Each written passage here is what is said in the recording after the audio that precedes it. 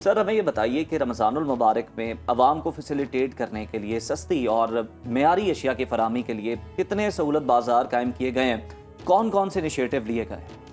अच्छा, सबसे पहले अगर इनिशिएटिव्स की बात की जाए तो रमज़ान से पहले ही इसकी तैयारी शुरू हो गई थी। गवर्नमेंट ने काफ़ी प्रोएक्टिव अप्रोच रखी इस सिलसिले में।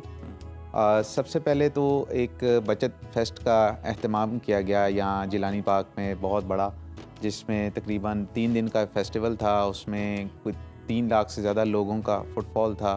वो आए, शॉपिंग की, उधर डिस्काउंटेड स्टॉल्स लगे बड़ी बड़ी कंपनीज़ के, और लोगों ने उसका काफ़ी फ़ायदा उठाया। उसके बाद फिर एक एक्टिविटी शुरू हो गई रमज़ान निगहबान कार्ड की, वो लोगों को उन्होंने बांटे।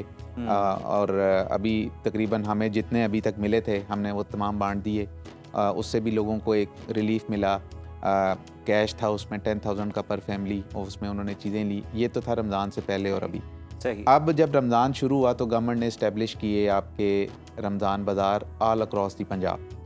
बात अगर हम लाहौर की करें तो यहाँ पे 10 रमज़ान बाज़ार लगाए गए और 13 सहूलत ऑन द गो बाज़ार लगाए गए। ये छोटे बाज़ार हैं और ये मुख्तलिफ हर तहसील में लगे हैं और मुख्तलिफ लोकेशंस में लगे हुए हैं। और यहाँ पे भी डिस्काउंटेड प्राइस पे कमोडिटीज़ अवेलेबल हैं, और जो डीसी रेट है उससे भी कम प्राइस में इधर चीज़ों को दिया जा रहा है। और उसकी मॉनिटरिंग कर रहे हैं वहाँ हमारे परमानेंट ऑफिसर्स जो हैं, वो ड्यूटी पे मामूर हैं।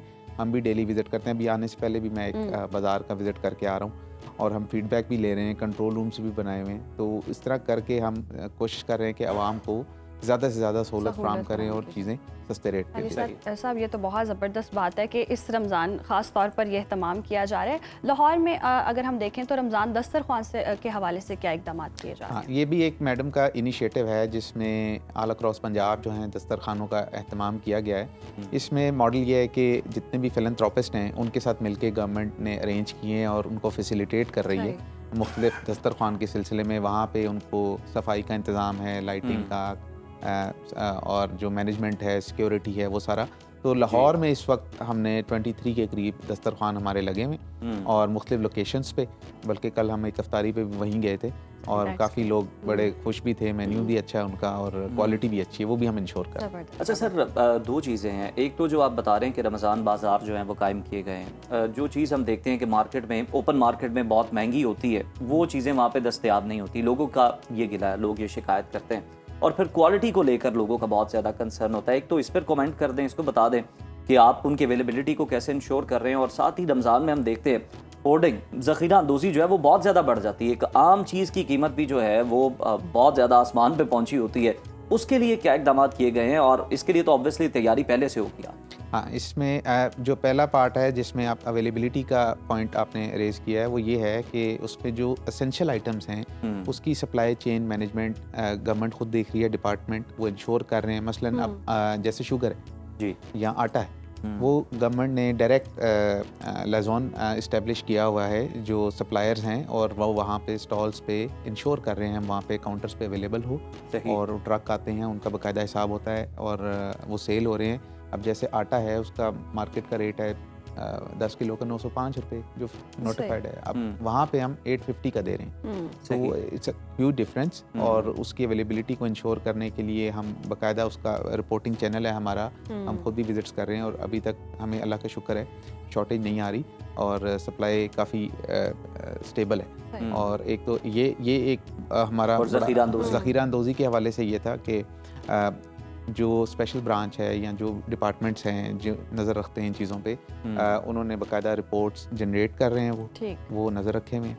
वो जो रिपोर्ट्स हमारे पास आती हैं हम बाकायदा उनके खिलाफ रेगुलरली एक्शन करते जा रहे हैं। अच्छा अली साहब, घर तक भी राशन पहुंचाने के लिए कोई इकदाम किए जा रहे हैं? क्योंकि हमने देखा कोई मरदमशुमारी भी हो रही थी, और उस हवाले से कैसे कैटेगराइज किया वो जो दो बातें, एक तो ये है कि जो सहूलत ऑन द गो बाज़ार या वो उधर होम डिलीवरी की सहूलत है। एक तो वो पॉइंट आ गया कि भाई आपने ऑर्डर दिया और आपने चीज़ें मंगवा ली घर। एक आप कह रहे होंगे कि भाई गरीबों को राशन दिया जाए डोर स्टेप। वो पहले एक रमज़ान में ये प्रैक्टिस हुई, राशन दिया गया, उसको अब कन्वर्ट कर दिया कि ये रमज़ान निगहबान कार्ड में, कि कार्ड की सूरत में दे रहे हैं, 10,000 कर दिया, कार्ड दे दिया, आप कहीं से अपनी मर्जी का ले लें, ना आपको फिर क्वालिटी की शिकायत आएगी ना क्वांटिटी की। आप अपनी ज़रूरत के मुताबिक जब चाहें चीज़ ले सकते। चलें, ये तो बड़ा ज़बरदस्त इक़दाम है। अब सर लोग बड़ा जानना चाह रहे हैं आपकी मौजूदगी का फ़ायदा उठाते हुए, रमज़ान से पहले लाहौर में बड़ा फेस्टिवल बसंत का गुजरा और बड़ा कामयाब भी रहा।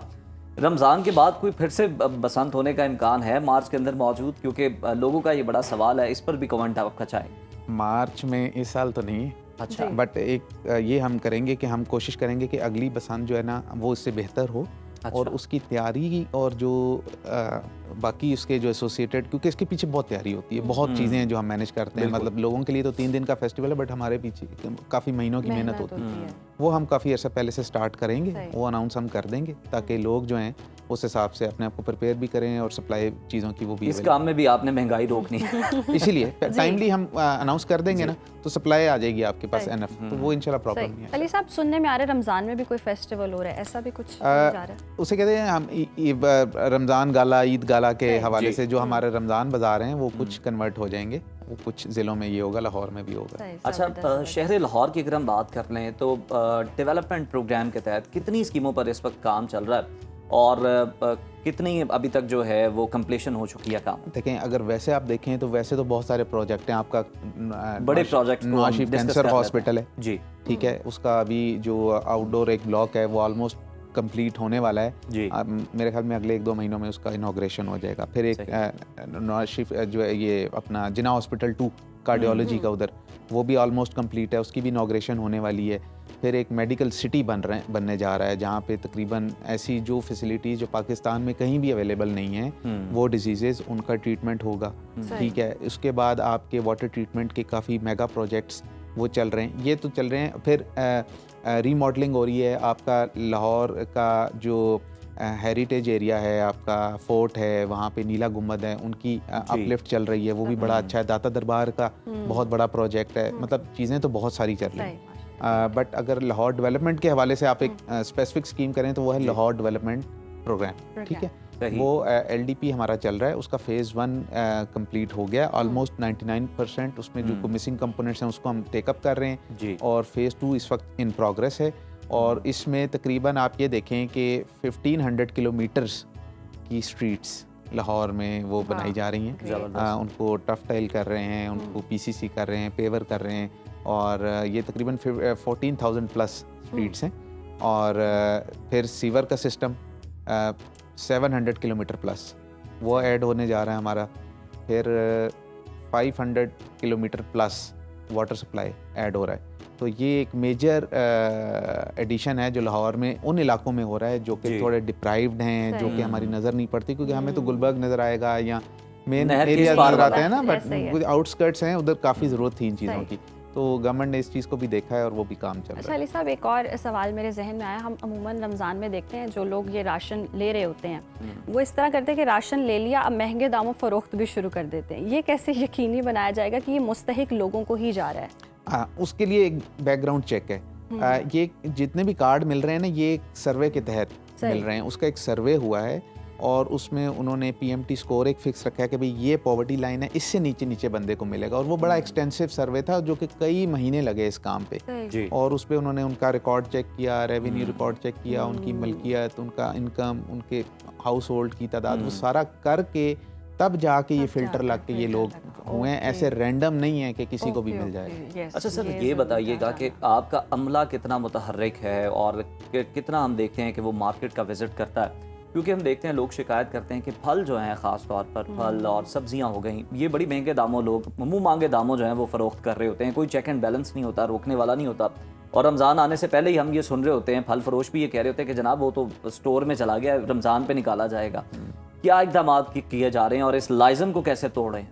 अच्छा, ये वैसे तो एक मैकेनिज़्म ऑल ईयर लॉन्ग चलता है कि भाई आप चेक कर रहे हैं, गवर्नमेंट ने, बल्कि एक स्पेसिफिक डिपार्टमेंट है, फिर आपके इन्फोर्समेंट फोर्स है एक, फिर आपके प्राइस कंट्रोल मजिस्ट्रेट्स, एक पूरा मैकेनिज़्म। बट चूँकि रमज़ान में ये चीज़ें ज़्यादा सेंसिटाइज होती है गवर्नमेंट इस चीज़ पे, तो वो उन्होंने क्या किया है कि अब हम रेगुलर, एक तो सुबह हमारी डेली मीटिंग्स होती हैं, फिर शाम को रिव्यू होता है, फिर दिन भर जो फील्ड में होते हैं हमारे लोग, और बाकायदा हमारे ग्रुप्स बने होते हैं, हर कोई अपनी अपनी परफॉर्मेंस। कोई शिकायत हो तो किस नंबर पे? कोई वो हमारा एक ऑनलाइन आप जो है पेज जो है हमारा व्हाट्सएप का, अपना फेसबुक का, इंस्टा का, आप वहाँ पे करें, उन वो जो मैसेजेस उसमें फौरन कंप्लेंट के लिए पेज भी मौजूद है। बहुत शुक्रिया अली एजाज साहब आपके वक्त।